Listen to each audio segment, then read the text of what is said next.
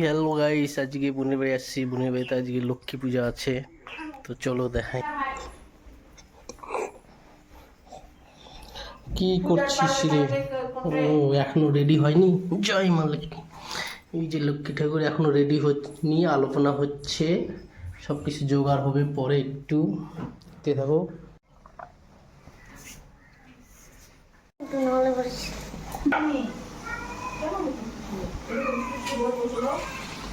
ফুলকো ফুলকো লুচি